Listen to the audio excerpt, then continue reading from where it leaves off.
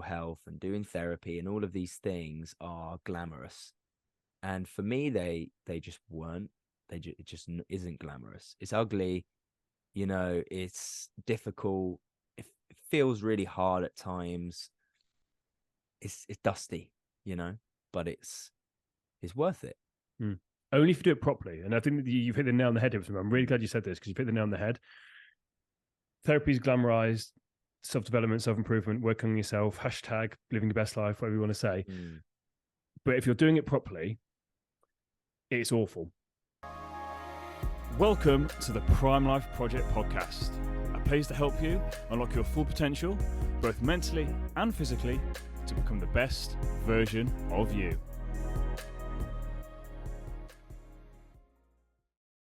Welcome back to the episode of the Paternal Project podcast. I'm your host, Daniel James, and today I've got a real treat for you. Today I'm joined by Mr. Haleem Clift. Haleem, how are we? Thank you, man. Yeah, I'm good. Good to be here. Thank you, bro.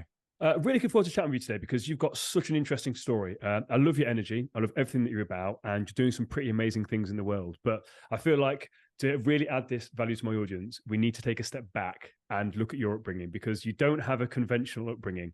And I think it's very, very interesting to sort of see how things sort of came to be how they were. So can you sort of take my audience back to sort of what life was like for you growing up in secondary school and some of the stuff that you went through? Yeah, man. So yeah, I always like to go back. I think it's an important part of the story.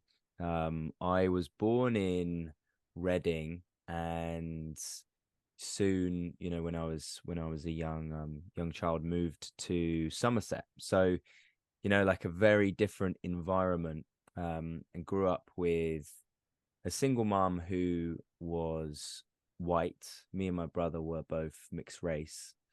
And growing up in Somerset, it wasn't the most multicultural place in the world. And so I guess that was the first time when I would say I kind of experienced adversity, and went through the younger years of school and went into secondary school. And I think what I now know is a very crucial time, this transition from being a boy to being a man, and this period which we call adolescence. And I think a lot can come up in that time, and any trauma or any adverse childhood experiences really come up in this period of time, and so they did for me also. And I guess that first kind of came out in just unhealthy relationships with food, or the internet. I guess I was kind of the first generation to be exposed to the internet, and there not really be any regulations on it, and social media. So we were kind of contending with that, and I guess in the mix, in all of this, I think I was about 13, and I was introduced to cannabis. And I remember it was almost like this twisted kind of love story, because I remember the experience of first smoking weed, and it was like all the troubles or any of the difficulties in my life just kind of went up in smoke, so to speak. And that was really where things took a slightly more sinister turn, because smoking weed at that age was just a high I'd never experienced before, and I don't think anything else could really match that. And I'm sure you've heard the story where the weed very quickly turns into to other drugs. And Then they call it the gateway drug, isn't that what they essentially it's called, the gateway drug? Yeah, and I kind of remember thinking when I was a teenager that was a load of crap. Like I really did believe that was a load of crap. And looking back, it isn't. It is true, and everyone who told me it was a gateway drug was right. But I needed to kind of learn that for myself. And I guess it really was a gateway drug. I often say that not everyone who smokes weed goes on to do harder drugs, but pretty much everyone who does harder drugs started with smoking weed. So Mm. yeah, that was my experience, and gradually got into harder drugs, and I guess couldn't really fund this habit anymore, especially even with weed. I just couldn't fund smoking the amount I was smoking, and I didn't have a job. I didn't have any other means of getting income. And so selling drugs seemed like the only kind of viable solution at that time. And I guess looking back, it clearly wasn't. Um, but but then I kind of entered this different world, which again was slightly more sinister. And it's interesting to look back on that, because it would be so easy to say this happened and then this happened and then this, there was a clear cause. But I guess one thing kind of just came after the other. And before I knew it, I was selling class A drugs. I was involved with the dark web as well, which is a very, very scary place. I think something that not many people know a lot about. And life really hit a low and a rock bottom, and I would say that really was my rock bottom when I got And to there. how old were you at this time when you were selling the Class A's? So I was probably about 15. And what age did you start? Because you started smoking weed, from my recollection, when I was doing some research into it at 13. So then how Yeah. quickly did it go from weed to then you taking harder stuff? Like what was the age? Was it like 13 to 14, or was it pretty much Yeah, straight yeah. away? It was really quick. It was really quick. This was the thing. And this whole period only happened over like 3 or 4 years.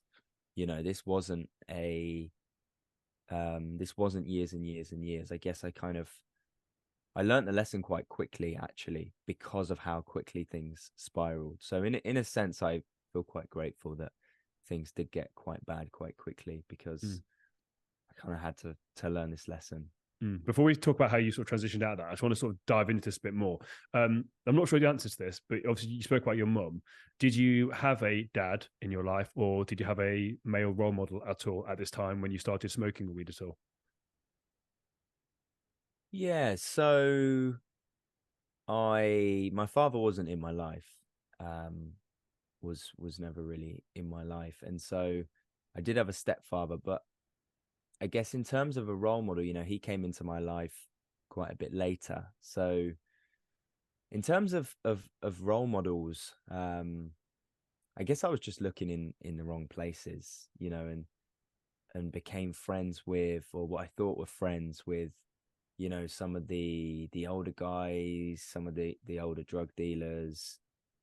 And and I guess that was kind of the only real like thing that I thought was a role model. And I guess looking back, there was loads of role models around that I could have latched onto, uncles and family members.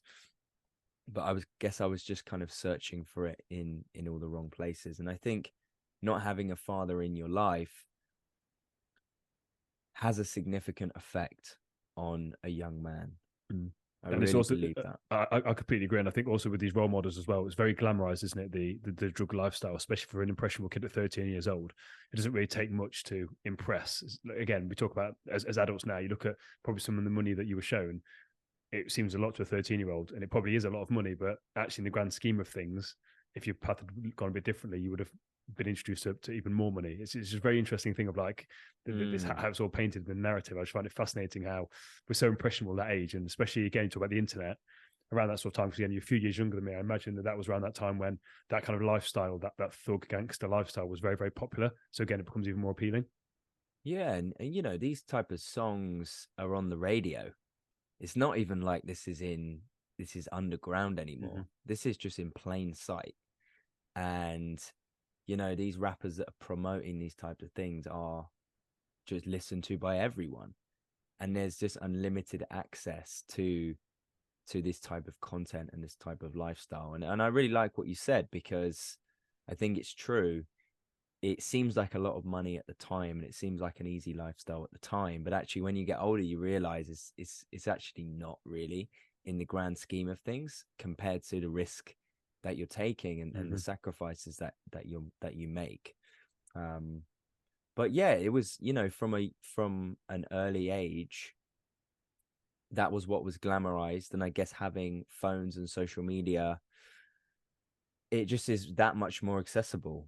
I mean, I don't know when you were younger, but I mean, Spotify even is still a Oh, relatively new thing, right? listen. We had to download. There's a thing called like Napster when it first came out. We had to get illegal things, and honestly, Yeah, mate, crazy. Like the Nokia 3310 was like high tech back in the day. That's the yeah, game of Snake or whatever it was. Yeah, yeah, Snake, yeah, Tetris and all that yeah, kind of stuff. exactly. Yeah, And I guess it's just so polar opposite that even think of a technology like Spotify, where you can just listen to whatever song you want. It can be singing about anything. It can be singing about treatment of women in a certain way, or drug lifestyle in quite an explicit way. It's not hiding anything. And you can just listen to that as and when you want. I mean, that is not even like new technology. People wouldn't even bat an eyelid. Oh, it's just Spotify, but that is still quite a new technology that's not been around for that long. So I I think, think this. but I think you're right. I think you really touched on something that no one's really spoke about before. You really touched on something because I know you speak in schools as well. And when I talk in schools, it's mainly low income areas. And you're completely Mm, right. Is that a lot of this stuff is glamorized, and I understand because like Mike himself is a poet, and I understand that a lot of this inspiration for the music and the words, it's from real life experience. So they're just speaking their truth about the drugs and all that mm, stuff, the women. But I feel like there is no thought for how impressionable some of the young people listening to this are, and how predatory some of these drug dealers are towards that, knowing full well that mm, young people at 13, 14, they're a lot more awake now than even when you were. Like, again, they're so awake now. You look at mm, some of them thinking, wow, you are very clued up for someone that age. And they're wanting money, but they can't get a job. And there's very limited options, especially when it comes to males and females. There's very different paths they can go down. And I feel like, as you sort of said there, there's no real talk of, yes, this is my truth, but actually it leads down a very, very dark path. And only a few people actually get out of it. You're one of the lucky ones because we'll talk about that in a second how you got out. But most people, it doesn't end well for them. mm. It reminds me of the phrase, "Don't stay stuck in the mess. Stay focused on the message." Ooh. And if you're just singing about a part of your life, it's a very fine line between sharing your truth, which is great, but then using that to for a monetary gain by creating an audience of young people who are so impressionable. And Mm. I often wonder as well, how many of these rappers actually are speaking their truth, 100%. because there's been so much that's come out, where rappers have just been exposed of not actually singing about their truth. They're just singing about a lifestyle that they know is going to get views. Mm-hmm. Mm-hmm. And I think that is really dangerous. I think it's really dangerous. And I think, for some of these rappers to be like, just their music just to be allowed on national radio, on BBC radios, where really, like, this is taxpayer money. Mm-hmm. And it's like this real paradox. And it doesn't seem like anyone's really picking up on, or I think they are, but no one's really doing anything about it. This distinct, clear link between the music that young people are listening to and the behaviors that they're then going out and committing. Mm. And you're not even talking about drugs, though, are we? We're talking here about like pornography. There's so much stuff like the sexualization of women, both from women artists themselves. Like, it's the women artists themselves sexualizing themselves, and the words and stuff that they are singing, talking about themselves as objects. And Yeah. you've got young impressionable men listening to this, thinking, well, this is how you treat women. Then this is what women want. And then you've got that whole open thing of pornography that's available to them. It's a very dangerous game now, I feel, for young people between the ages of, I don't know, probably as young as 12 now, I'd say, maybe even younger, up until the age of maybe 20, 21. There's such a vulnerable fine line of the vulnerability of wanting to fit in and what's socially acceptable, versus all this information that's been bombarded in that actually doesn't serve them and their higher self, if that makes sense. Mm, totally. And you know, if you go into schools now, a lot of them have massive issues around misogyny. You know, drugs is just one part of this. You know, I went into a school recently and they specifically wanted me to do a talk on misogyny. They said, you know, we've got boys that are forcing themselves on girls. They're taking pictures under girls' skirts, you know, like really quite horrific things that school kids shouldn't be doing. And yeah, there's a culture, you know, it's like it's just a normalized thing, and you've only got to listen to the radio, you know, for 10 minutes before you're slowly like introduced to these ideas. um so yeah, man, it's a big problem. It's a big problem. The final thing I just want to touch on here before we sort of talk on how you get out of it and what we're talking about now when it comes to mental health and mindset stuff. Did you notice any adverse side effects to the amount of weed that you were smoking? I know it was only over a short period of time, so I'm very well aware of this, about your brain development or anything like that. Did you notice that you were struggling with concentration, like brain function? Is there any negative side effects that you noticed then and that you still have a potential issue with now? Yeah, I would say there was some significant changes, to memory, to thinking, to concentration. I didn't know at the time that smoking weed, or in fact using any drugs while your brain is still in development, which, you know, when you're 13 is just prime time, can have lifelong impacts. I didn't know that.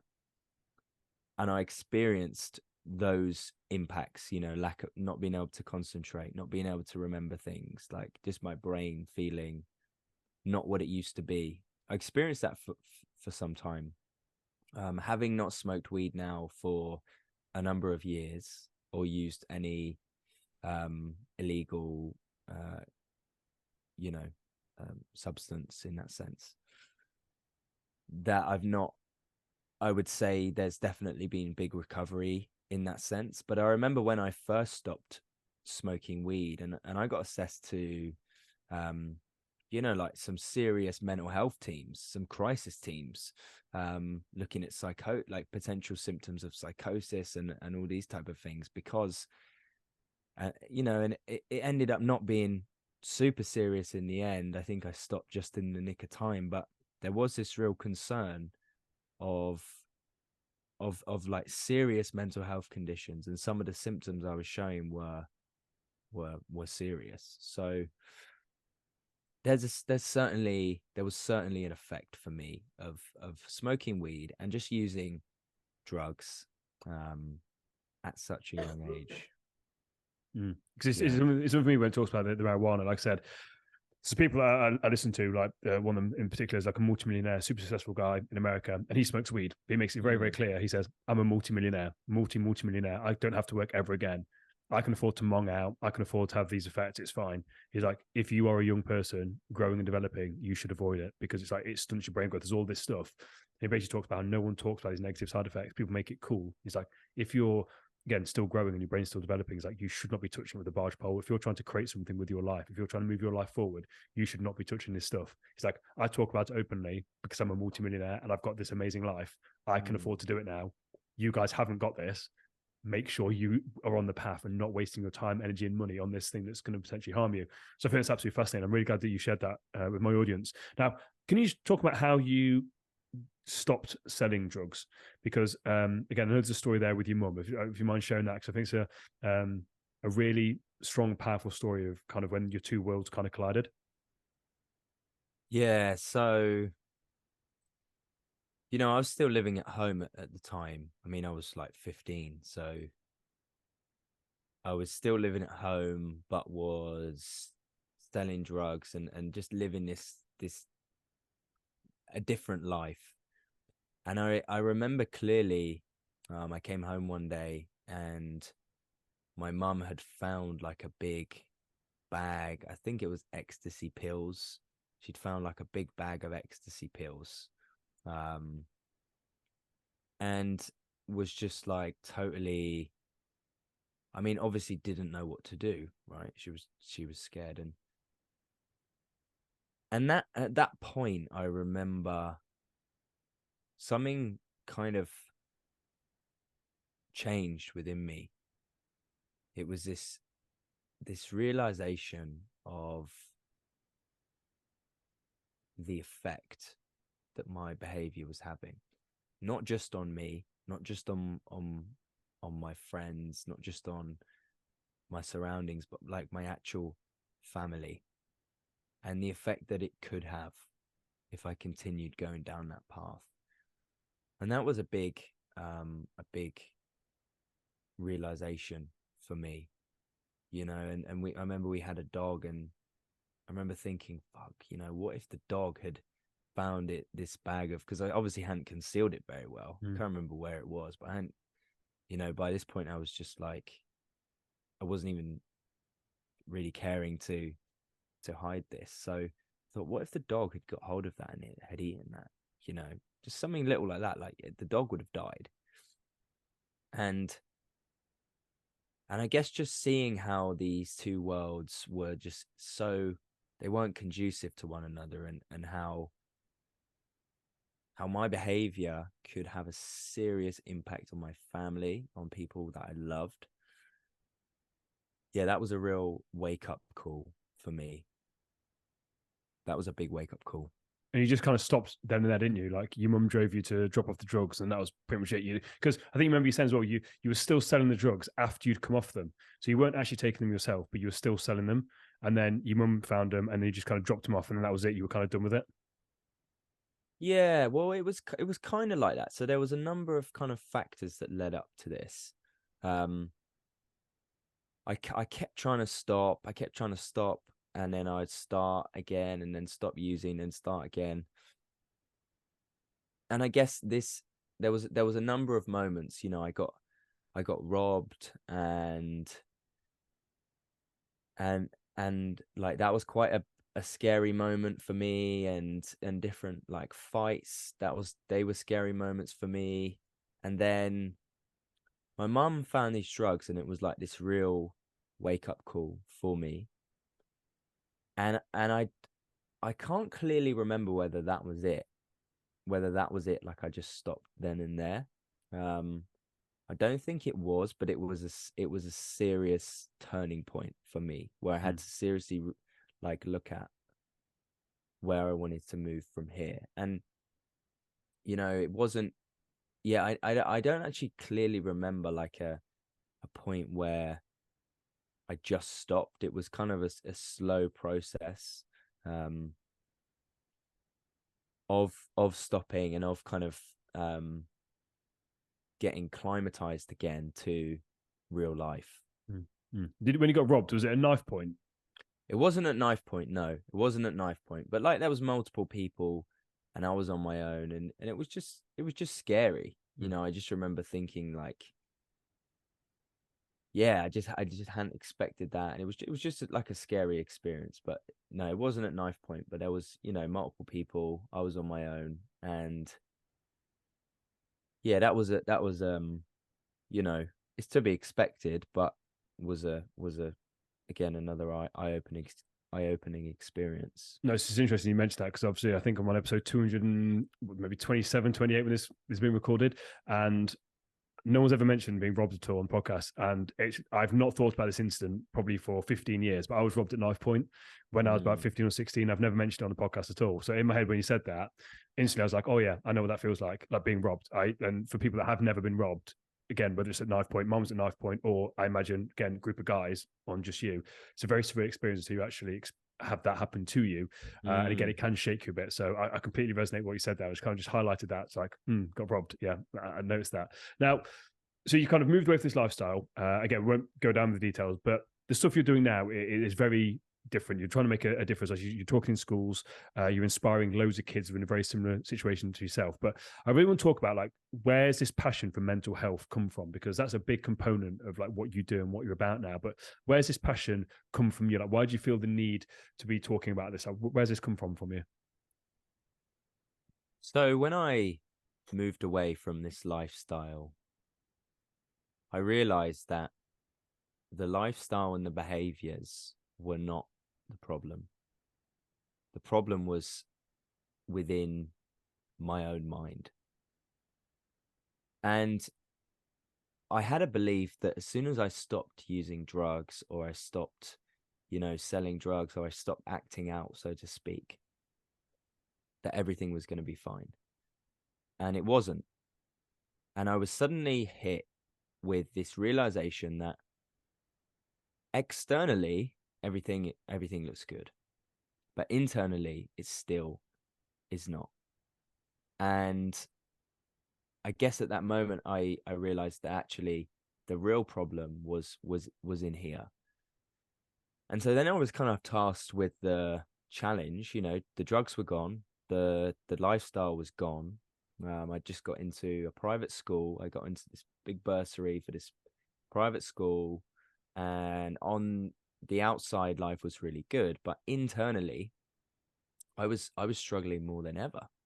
Actually, probably more than I'd struggled when I was smoking weed and using drugs, because I didn't have anything to cover it up with anymore. And that, I would say, was arguably the biggest low point, was when I stopped and I realized that life didn't suddenly just get better.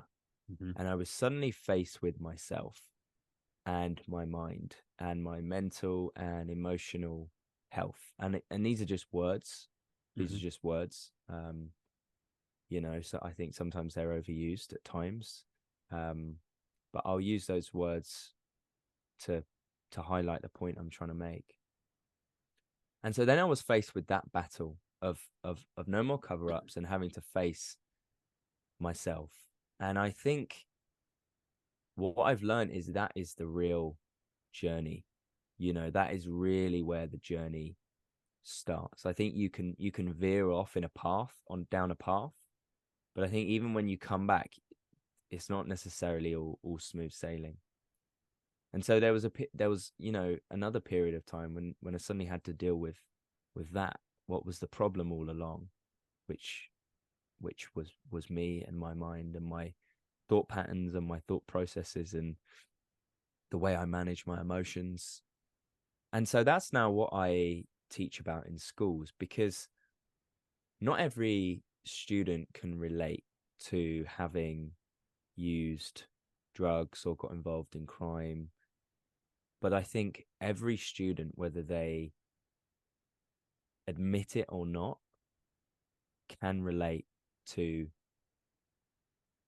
their emotional and mental health. 100%. I don't think you could be any more right. Even when I'm talking big organizations, so again, I was at one literally before we started talking here, a big recruitment company in Nottingham. And I'm going in talking about resilience. Obviously, part of resilience is talking about your thought patterns, your thought processes, your habits, all this stuff. And the look on these people's faces, and you're just there like, yep. And afterwards, the person came up to me, one of the top directors, and basically said, like, you really hit this audience. And I went, well, yeah, because we're all the same. Like, we all struggle with these things. And I'm going in talking to the young people. The people I'm just talking to now as adults didn't have that. So they are struggling as adults from the stuff that happened, their thought processes, for example, when they were younger. So you're completely right. No one can necessarily relate to my story of depression or yours with what you went through the drugs. But everyone struggles at some point with their mental health, whether they're aware of it or not. And again, we feel down, we get stuck in those negative thought patterns, those emotions, we can't express ourselves. So as soon as you go in there and start to be like, would you like to handle this a bit better? Would you like to kind of understand it a bit? I think everyone kind of would love to jump at that because they understand there's something there. And I imagine you're like me. You wish you had this information sooner, which is where your passion comes from, for actually going into schools and talking to these young people to give them that information that you wish you had. And again, your journey happened for a reason and it's led you to where you are now. And you're probably like me and you wouldn't change it. However, I wish that the way down wasn't so rocky and I'd had something to guide me back up a bit quicker. Yeah. And you know what, as well, I would go as far as saying that most of these kids that are involved with drugs and this kind of this illegal lifestyle, I would say the majority of them probably are clinically depressed or anxious. I would go as far as saying that. And why would you say that? I don't think you get into a behavior like that unless you have a significant problem with your mental health. And I would also go as far as saying, having known many people that have come from this lifestyle and have got out of it, I know many people who who have depression and have anxiety. And I think often violence as well, violence and anger, one can come from a place of depression, but can also come from a place of fear and anxiety. Often anger is a great mask for fear and anxiety. So I would say, you know, even these kids or these adults that would never admit to struggling with their mental health, I don't think you exhibit a behavior like that and you get into a lifestyle like that if you have no mental health problems. That's my opinion. No. Listen, I completely agree as well. It's like, I don't think you would choose that. Now, again, obviously, there's very different circumstances in some real low income areas, and the kids feel like they have no choice. So again, like their dad's maybe a drug dealer, and the whole family's in gangs. Blah blah. I get that, but that's kind of like the outliers. But I think you're right. The vast majority, they're masking. Same with adults. Like when it comes to alcohol, the most abusive substance out there that's readily available and glorified everywhere. But actually, why do most people go and get drunk at the weekends? It's to try and escape. It's that escapism. And for kids and young people, they don't have that ability to understand their emotions. They don't know what they're feeling because they've never been taught. And all they know is they don't like how they're feeling. And actually, the drugs help get rid of that, or the anger helps release all that built up fear and that worry. And I had a fantastic guest on the other day, John, and he spoke about how from a young age, his dad was very, gotta very love aggressive. A John, right? Oh, God, love John. I was trying to read his last name. John Petrelli, he was fantastic. John Petrelli, absolutely fantastic. An incredible guest. He was sharing his story of his dad was a war veteran, and his whole upbringing was awful. And he would get so aggressive and angry, John would, and he then learned martial arts. The problem was he wasn't using it constructively, and basically as a teenager he ended up roundhouse kicking someone at a petrol station and nearly killing them. And basically the whole thing spoke about was that he hated the build up for a fight. It was the anxiety that would kicked in. And I basically said to him, well, was that how you felt around your dad? And basically like, I'd never thought of it like that. So he couldn't control that around his dad. And he knew that if he hit his dad would smack him back. So actually, when he got into these conflicts, he'd feel these emotions he didn't like. And his only way of dealing with it was, I'm going to smack this person because then it gets rid of it. And then I'm back in control. And I think a lot of these young people, they feel very out of control with their mind. They don't know what to do with it. So they exhibit either unhealthy things to escape or anger, fighting, violence. So can we just talk about, you mentioned there about these just words when it comes like facing yourself, and you use a lot of words that are very popularized nowadays. Can you sort of explain what that kind of feels like? Because that I wrote down here, like struggling with your own mind and face with yourself. They're words I completely relate to. So when you're talking, I know exactly what you're talking about. One of the hardest things that I've ever had to do in my life was take responsibility for myself and realize that I was the problem. It's a really hard thing to do. So can you talk about how you kind of navigated that with yourself, and how you kind of help guide people through that process? Because it can be a real kick in the balls when you realize that. It's one of the worst feelings when you kind of shown that mirror and being like, yeah, you're the problem. It's like that meme you may have seen with the Scooby-Doo when you like, they take the villain off and it turns out it's the same person. It's like that. Yeah. So can you talk on that for a second? Yeah. I think you know, if you boil all of this stuff down, you know, you boil all of the self-development and self-improvement and all of these movements, you know, the buzzwords. Yeah, the buzzwords. If you boil it all down, I think it's taking responsibility for yourself. I think it's as simple as that. Everything you do, every behavior that you do, every word you say, every action, you are responsible for that. And I think when you realize that, it's, like you say, quite a scary thing, because you can try and blame other people, but deep inside, you know that you are the problem. You can't blame the world anymore. You can't say this is the problem, or that's the problem, or this is the problem. You know, you have to face you are the problem. And I think that's a very scary thing, because you admit to yourself that you're going to be having to take responsibility for the rest of your life. You know, and I think that's a very scary thing, but also a very liberating thing.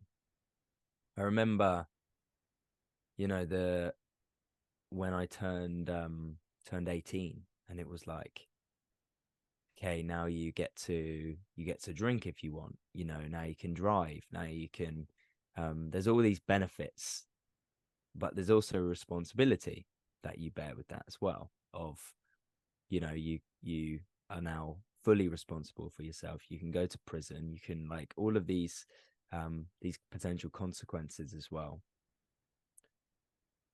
Like, you don't want to stay a kid forever. You want to mature and you want to be responsible, but it's scary. And I think it's a similar type of thing, where you have to, it's a really hard thing, and it's this constant one. The way I see it is, once you've experienced it and once you know, you can't unexperience it. Mm-hmm. And it's a little bit of like a blessing in disguise, you know. Once you see, you can't unsee.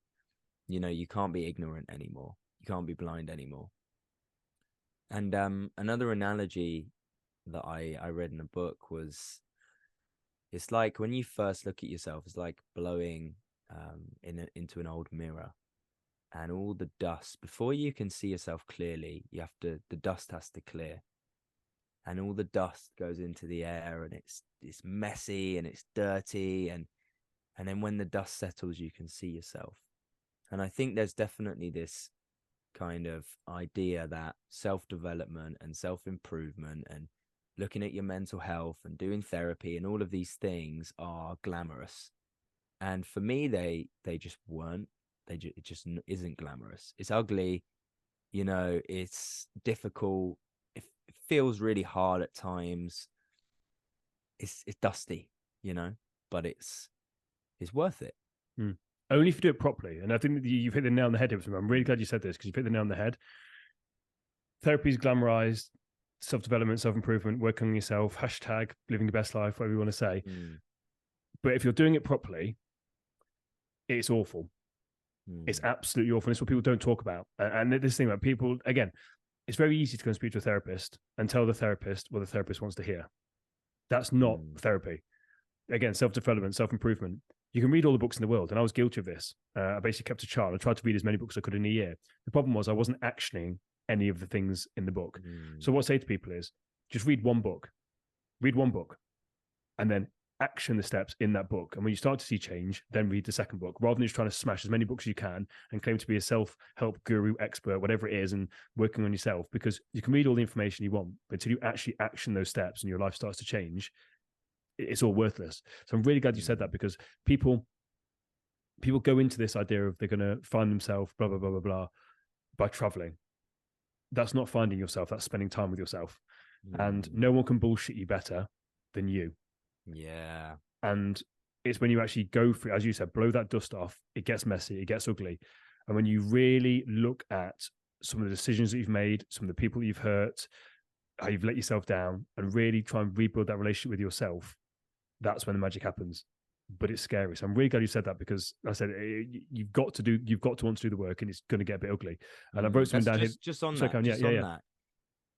You know, I've done quite a few men's retreats, and you know, I was on a men's retreat earlier this year, and I did a boxing match with someone. You know, I'm not a boxer or a fighter at all, and I did a boxing match with someone, you know, in front of 60 people in a ring with 60 people around the side. And I got punched in the face really hard, you know, and it knocked me, and I was like, it really threw me for a minute, you know. But getting punched in the face, I can tell you, getting punched in the face and learning in that way, I think taught me more than many books that I've read. You know, getting looked in the eye by another man and him telling you honestly what he sees, the good stuff, but also your faults as well, holding you to account, holding you accountable. That, I mean, for me, that has taught me more than any book has. You know, I mean, I've read some great books, like fantastic books that have been life-changing, but I've also hidden books as well. And just being face to face with another man and them seeing you and you seeing them, I mean, that is a lesson that I don't think you can learn in a book. I think you're right. And again, I was going to touch on this at the end, because you're doing a lot of the stuff for the men's circle. So we'll talk about that at the end, because it's some fantastic work. But for me, I think it's really interesting, especially as men. We're basically a demonized class nowadays. Like, Yeah. to be a man, you seem to be toxic and we can't do Yeah. anything right. But you're right. I think there's something so powerful in guys spending time together, opening up, talking. Like me and Mikey have got a great relationship. Like we talk all the time, very openly and honestly. And it's always something I struggled with in my life. I think I always connected more with women and girls, and that led to its own problems and issues. Me too. Yeah, it's yeah, the more I look back on that, it's yeah. But when it comes to guys, as you said, just connecting, even now on podcasts, like actually having a conversation. I don't know you. I know nothing about you from apart from saw one episode. I've done my research into you, but straight away there's that connection. There's that common thing of, oh, I see you. Like I see you. You're being vulnerable and open with me. I'm doing the same. And it's almost like tennis match, like the boxing. It's like you're sparring, but it's done with love. There's that respect of like I'm respecting you and I see you. You respect me and you see me. And I think that's lost nowadays. And I know we're doing this behind a computer screen. However, after we've done this episode, I guarantee if I saw you in person, instantly there's that connection because like, oh, we've shared something. Actually, that was really deep. And I think that's a really powerful thing that I think a lot of young males don't have, especially as we sort of mentioned earlier on, if they don't have that father figure in their life, whether it be a dad or a strong male role model, they're uncomfortable in that energy with another strong man. They can't handle it. And that uncomfortableness again then shows itself as that anger because they can't show vulnerability. Am I making sense? You're making total sense. Yeah. I think it's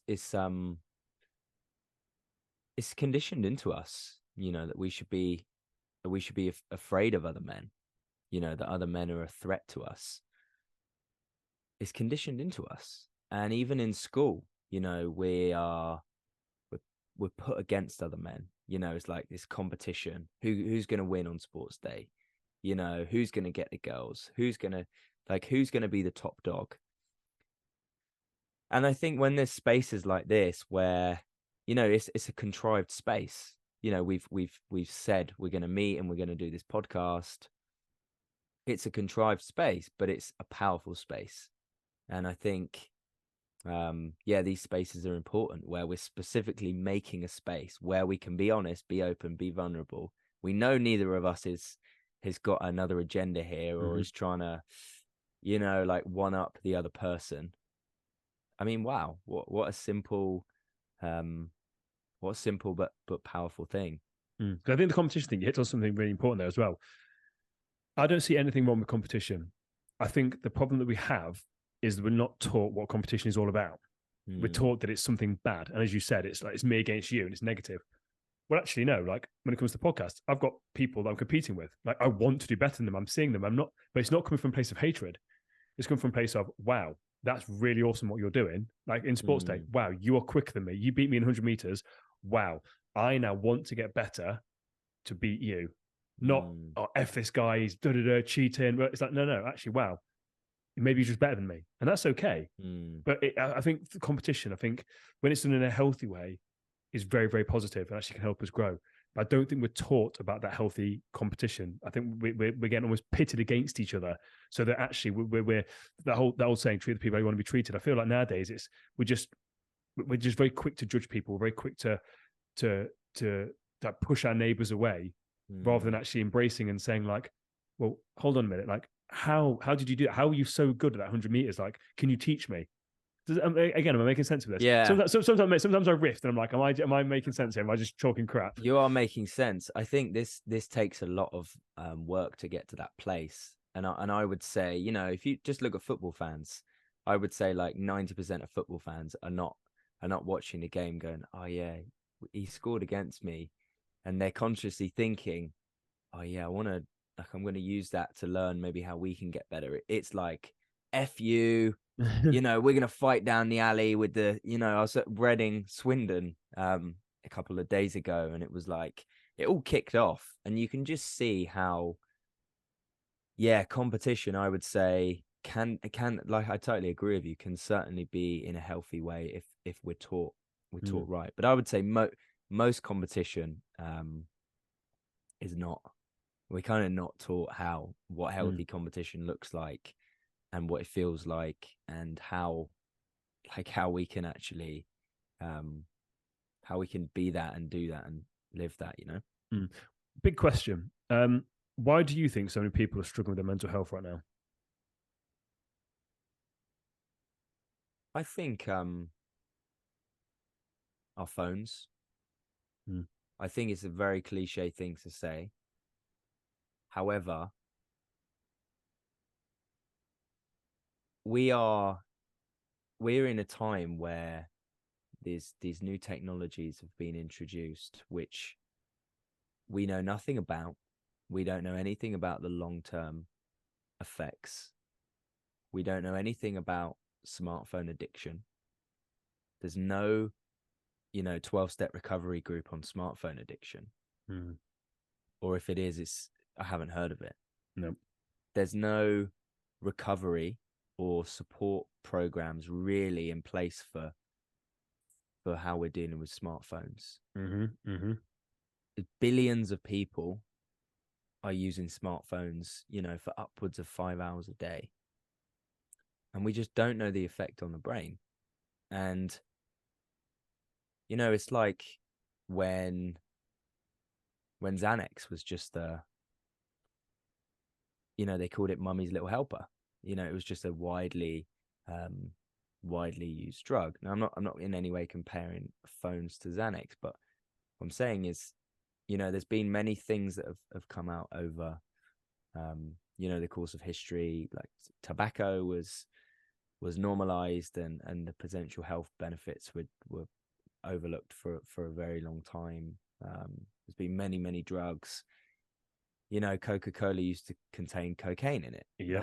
Like, I think we're going to be looking back and thinking, wow, we really did not know what we were dealing with mobile phones, really. So do you think that certain people know what we're dealing with, but the masses don't? And unfortunately, the people that do know are the ones that are in charge of it all. Because there's a book, I don't know if you've read the book, it's called The Chaos Machine, which I was just Googling now. The inside story of how social media rewires our minds and our world. It's got by a guy called Max Fisher. So for me, it's talking about how they know the fact that it's addictive. And when I go into schools, one of the things I say, how many people here pay for TikTok? And they kind of look at me a bit weird and they're like, TikTok's free. I went, okay. How about Instagram? No. I'm like, the reason why it's free is because you're the product. You are the one that's being sold. It's your eyeballs that are being sold. And people know this, like the masses, we don't know what social media does. However, the people that are ramming this down our throats, the people that are creating the algorithms, the ones that are keeping us hooked, they know what this is doing to us.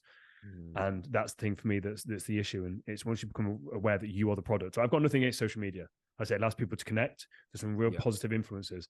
But as you said, the majority don't know what they're doing with it, and they are being played by the system. And it's absolutely destroying their self-worth. It's destroying their self-esteem. It's destroying their confidence. It's destroying their place in the world. It's just absolutely crippling people, both males and females of all ages. And for me, I think it's a deliberate thing to basically kind of keep people in this little box of misery. Yeah, I mean, it's the biggest business in our time. You look at the world's biggest billionaires, and pretty much all of them is off of tech.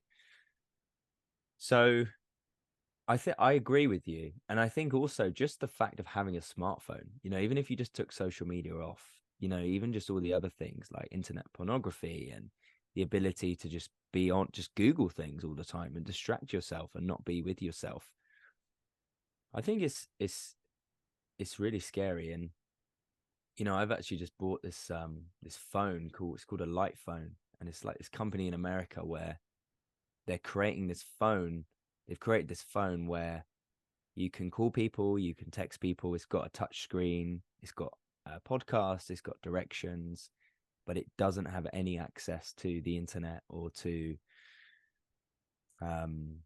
social media. And I guess it's just an idea. And I think people are like, I think just that as an example is showing that people are becoming aware now that there potentially is another way. And I think it's going to take a long time, but I would like to think in 20 years from now or 30 years from now, we'll look back and say, wow, we really didn't know what we were doing.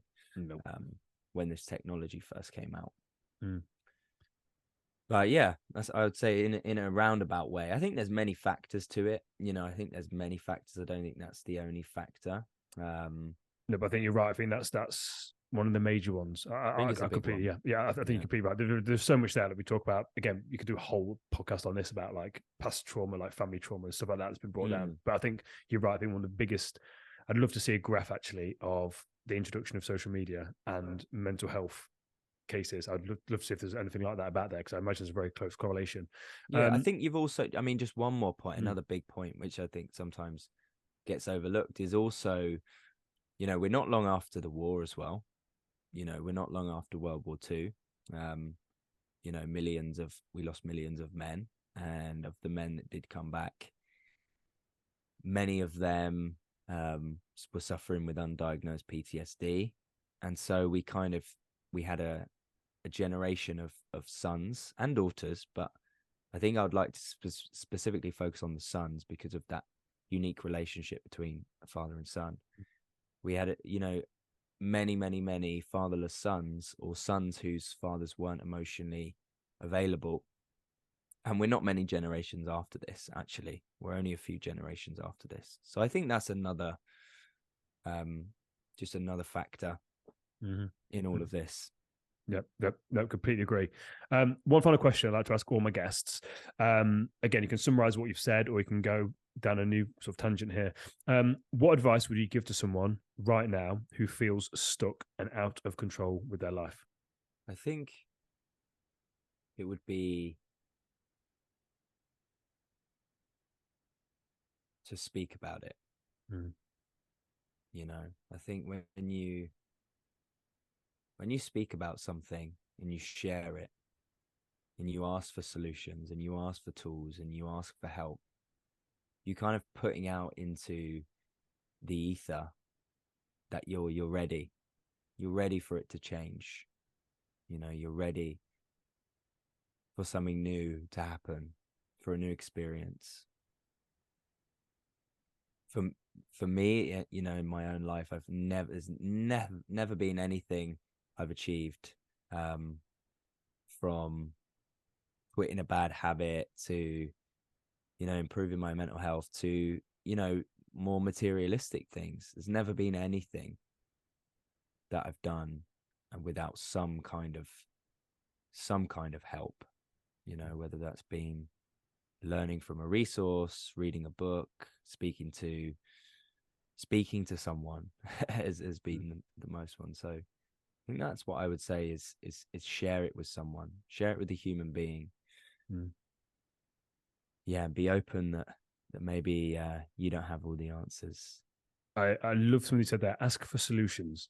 I wrote that down. I really like that. I love how you said that. Can I just ask about that? I don't think I know. How old are you right now? I'm almost 22 next week. Mate, you're very wise for your age. Genuinely, you, this has been a fantastic episode. I love your energy. I love what you're about. I think you're on a very, very beautiful path. Like I said, I wish that I had the wisdom that you have at your age. I think you've got a fantastic future ahead of you, not just within yourself, but also actually helping people that were in your situation, and also just men and people in general when it comes to them struggling. So honestly, I'm really looking forward to following your journey, because like I said, I just love everything about you. I think you've got very, very good energy about you, and a very good wisdom. Where can my audience find out more information about you? Yeah, so my website, www.haleemclift.com, or Haleem Clift on Instagram. And I'm also, in the end of November, going to be launching a brand new podcast called Boy to Man, where we're going to be specifically focusing on this transition between being a boy and being a man. No, I absolutely love that, and I look forward to hearing more about that podcast. Haleem, honestly, thank you very much for your time today, mate. It's been absolutely fantastic. Thank you, bro. Cheers.